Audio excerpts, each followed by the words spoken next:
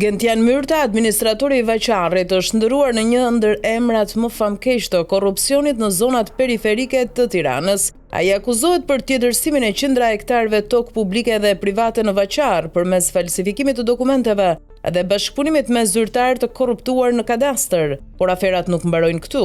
Në Vaçar, prona ku është ndërtuar kompleksi i biznesit që përfshin hipermarket Xhangolli, me vlerë mbi 2 milion euro, është regjistruar në emër të bashkëshortes së tij Elvana Myrta. Nëpërmjet një zinxhiri transaksionesh të dyshimta dhe me biznesin fiktiv, administrim dhe dhënie me qira e pronave si fasad, ai grabiti tokat e banorëve. Në Sharr ai ka përvetësuar me dhunë 60.000 metra katror tokë me vlerë mbi 1 milion euro. Në Vishnje ka grabitur tokë me vlerë 600.000 euro, ndërsa në Arban me vlerë 400.000 euro.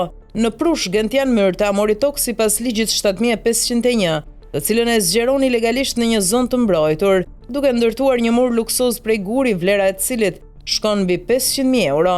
Në vitin 2013, ndaj Gentian Myrtës, Fatmir Çelamit, shefi kadastrës Natko, edhe Flamur Shkretës, topograf, është bërë një kallëzim penal për vjedhjen bashkëpunim nëpërmjet falsifikimit, shpërdorim detyre dhe falsifikim dokumentacioni në kundërshtim me ligjin 7501. Në kallëzim ndër të tjera thuhej 2 parcela toke në fshatin Prush me sipërfaqe 5.700 m2 dhe 7.120 m2 janë tjetërsuar dhe mbivendosur me dokumentacion të falsifikuar në vitin 2006, sikur dokumentet janë bërë që në vitin 91. Përfitues të paligjshëm rezultojnë Tahir dhe Dilaver Driza, ish kryetari i komunës Vaçar. Kishte pranuar të drejtën e pronarëve legjitim dhe kishte kërkuar pezullimin e çdo veprimi mbi këto parcela, duke nxjerrë urdhër për pezullimin dhe verifikimin e dokumentacionit. Prokuroria e Përgjithshme e pranoi kallëzimin më 18/3/2011 me numër protokolli 179 fraksion 2, por nuk nisi asnjë hetim konkret. Kallëzimi penal i drejtohet kryesisht Gentian Myrtës, kryetar aktual i komunës Vaçar, për veprat penale të vjedhjes në bashkëpunim nëpërmjet falsifikimit të dokumenteve dhe shpërdorimit të detyrës,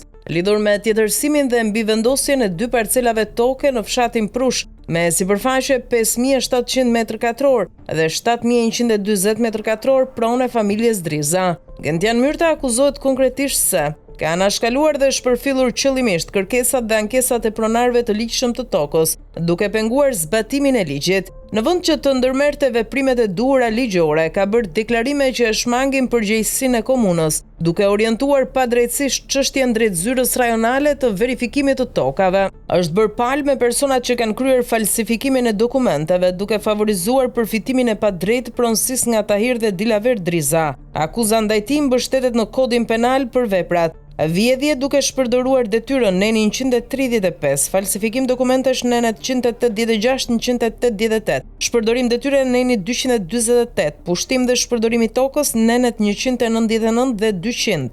Prokuroria e Përgjithshme Natko e drejtuar nga jarratisuri Adriatik Lalla e la këtë kallëzim pa hetuar, duke u bërë kështu palë me korrupsionin dhe falsifikimin e rënd në Vaçar. Edhe në kohën e tërmetit, Gentian Myrta i dha shtëpi të reja të afërmve të tij. Konkretisht Bledar Goga, punonjës i administratës që ka lidhje të ngushta me Klodian Myrtën, vëllain e Gentianit dhe drejtor në OSHE, ka përfituar shtëpi në zonën e ndërtuar për familjet e prekura nga tërmeti, ndonse zotron një banesë personale dhe po ndërton një tjetër përballë komunës së Vaçarrit. Vëllai i tij Klodian Myrta ka ndërtuar magazina pranurës së Beshirit mbi tokat e grabitura nga banorë të varfër, të cilëve u ka marrë me kërcënime dhe presione, duke përfituar vetë nga qerat. Administratorja e re e komunës Vaçar, Jonida Mema, ish juriste në këtë komunë, është kukull në duart e Gentianit, duke bërë që pushteti real të jetë në duart e këtij të fundit. Spak duhet hetoj urgjentisht këta individ dhe këto pasuri të klanit të Gentian Myrtës. Apartament luksoz me vlerë 750.000 euro në kompleksin Altana Luxury Residence pranë kompleksit Dinamo, maskuar si blerje me kredi në emër të bashkëshortes Elvana Myrta.